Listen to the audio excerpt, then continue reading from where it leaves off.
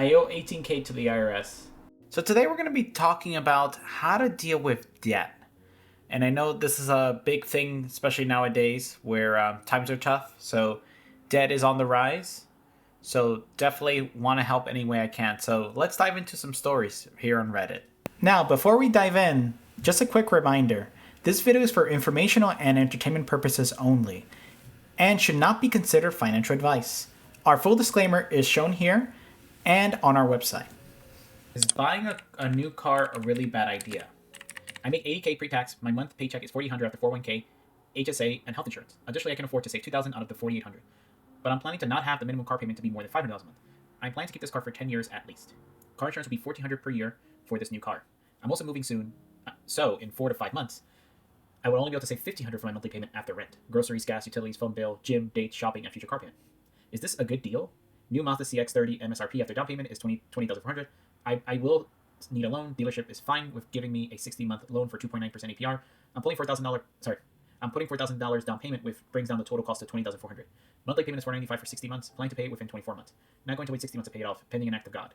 This comes with 4 free oil changes and air filter changes and 3 years of warranty. Another option is 2022 CX-30 with 21,000 miles on it for $23,700 and 9.7% APR, $480 a month for 60 months. Again, $4,000 down payment brings down to $23,700. This comes with no warranty and no perks. I know people think it's a bad idea to get a new car. I just want a super reliable car, which is not super old. But if there's a reason I should be looking at old cars only, I'd like to know. I do not want to buy cars off Facebook Marketplace or Craigslist because I need a reliable car when I want to get stranded on the side of the road as a female, lol. I'm not handy with cars and didn't want to deal with crazy cars issues. This is my first loan ever. I'm low-key worried about screwing up. My partner and I are getting married soon and also saving up for that on the side. Planning to have 20 to 25% wedding and honeymoon getaway. Some more reference, I just graduated college in 2024, started first job late 2024. I've only really worked for 5 to 6 months. I don't have a fully funded emergency fund. I contribute 6% to my 401k, and I have to pay health insurance and HSA for my paycheck too. My goal when I buy a car is to drive to dust. I have another 6K in my savings that I never touch. I saved another 4K for this down payment. I'm very positive that I'm going to be making 88K pre-tax starting in July with a 2K post-tax bonus. I live in a fairly low cost of living area. Edit, I don't have a car right now. I have to walk everywhere or take public transport, which can be hours sometimes. We live in the city-ish, but we have bad living conditions, college hour, and 20 roommates, so renting a house in the suburb with my partner very soon, which would need me to definitely get a car. Right now, I'm completely dependent on him to go anywhere, or I wait until the weekend till he can take me. So yeah, I just want to say that overall, the position of this person is very good. However, I would urge you not to buy a new car, and the reason for that is because the new car. So yeah, what most people will tell you about a new car is that it'll depreciate right off the lot. So the second it drives off the lot, depending on the model, it could depreciate between $3,000 to $20,000 the second you drive it off. Now, what do you do if you want something that's reliable, of course, and on top of that, you wanted to have low mileage, of course. So yeah, I know you're dead set on the Mazda that you mentioned in here, but I would say, if you want a car that's reliable and will definitely last you those 10 years or even more in some cases, definitely look into 2 things. The first thing is try to find a model that is reliable and usually doesn't require a lot of maintenance. Because with all the types of expenses you have here, the worst thing you can have is something that kind of breaks down or requires a lot of maintenance.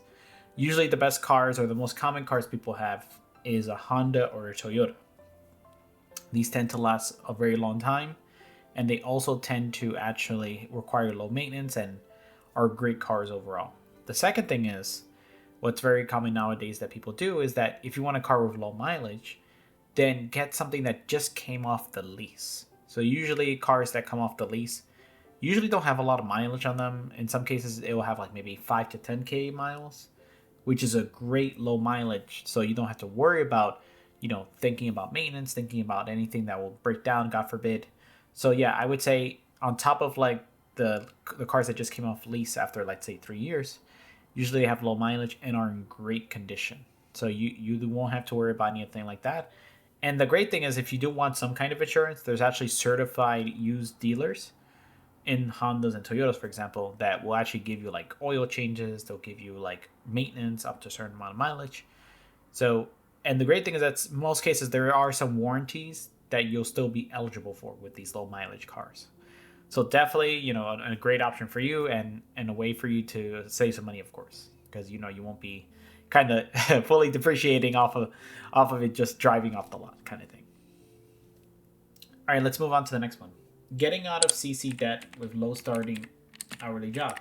Hey all, 27 years old here with 4 credit cards totaling 13K in credit card debt. Was young and dumb. I have an hourly job that is part-time but can pick up as many hours as are put up to cover the operation of the job, 30 to 40 a week. I'll usually make 800 to 1K a check, but it quickly goes away with rent and car payments and that much. And that's it. Interest is killing me now. I have a 706 credit score, but loan companies aren't taking me due to my low yearly budget. I'm picking up as much as I can so I'm in a better place. I was trying to find a way to consolidate them in one place too, but the companies again said no. Any ideas? Ultimate goal is to pay off the cards and kill them as they finish. Cards number 1, 7285, card number 2, 1459, card number 3, 2815, and card number 4, 1945. So, just to give my honest opinion here, it looks like you said you can pick up as many hours as you want. So I would say if you're able to pick up as many shifts as you can, I would ideally mention that you should probably take on some overtime. Yeah, I know this is not ideal in your current situation, but if you can pick up some overtime, usually the best way to get out of credit card debt is to just make more money, make more income. There's usually no other way to do this, and unless you can of course get a loan, like a personal loan, which you've tried. So the only other option is just to pay off the cards. What I would suggest though is instead of closing down the cards, as soon as you pay off a balance for a particular card and you're sure you're not going to use it anymore, just cut it up and throw it away and put it in a drawer. Because the worst thing you can do is close down the cards, because this impacts your credit score. For every card you close down, it can impact your credit score between 50 to 200 points, depending on how big the balance is. And then the other thing is that the amount of credit that you have outstanding, or the ability to grab, will also decrease as you continue to close down the cards. So I would recommend you don't close down the cards and just like keep them and just cut them up as you pay them off. Hello everyone, my name is Anthony and I'm the host of TheLostSanctuary. I hope you've been enjoying our content so far, and if you have, please feel free to like and subscribe. Also, we have our website up here, and we also have some socials down here. And as always, leave your comments down below.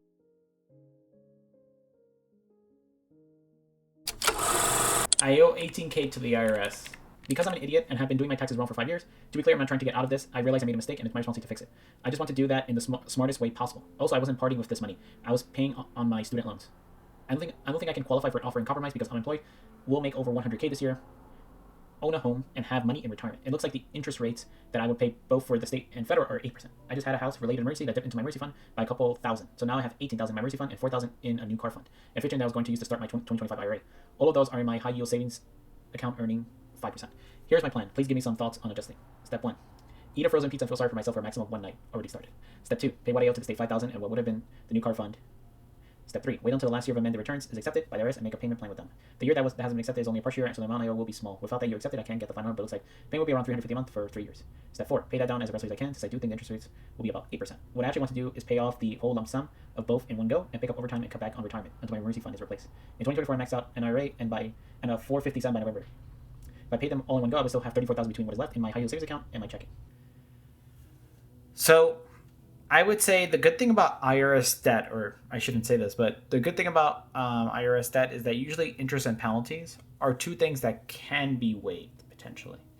So sometimes you can talk to the IRS and waive these interest and penalties, and they'll give you a final sum. So sometimes, let's say if you owe $8,000 in this case, $18,000 in this case, you some of those might be made up of interest and penalties.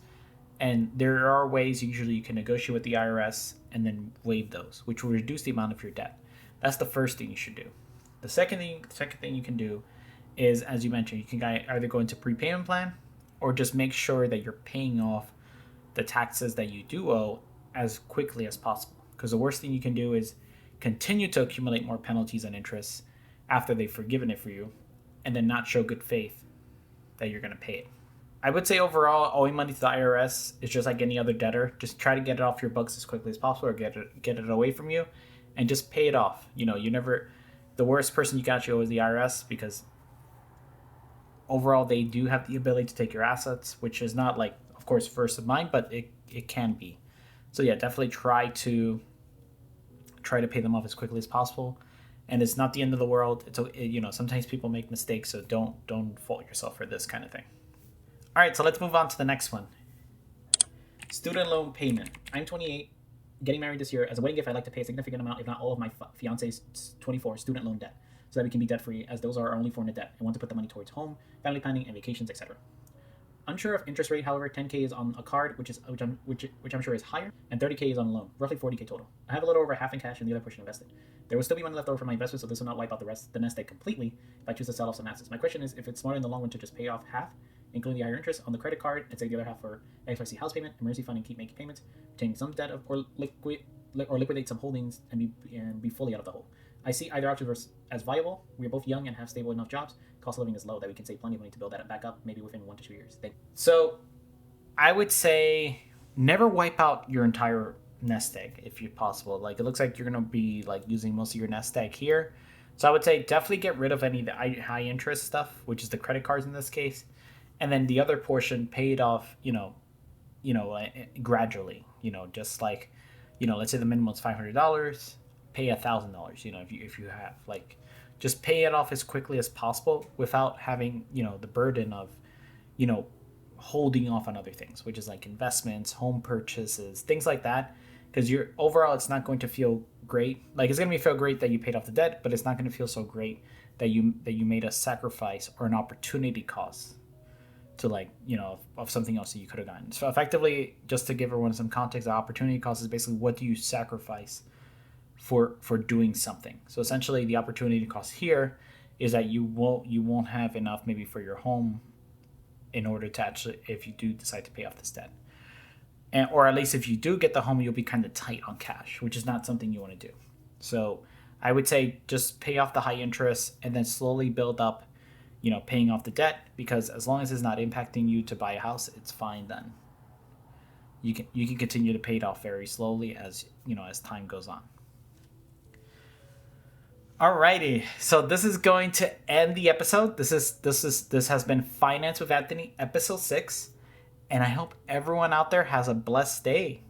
Adios. Keep doing what you're doing. You're doing an amazing job, and I'm wishing everyone out there all the best. All right, until next time, adios.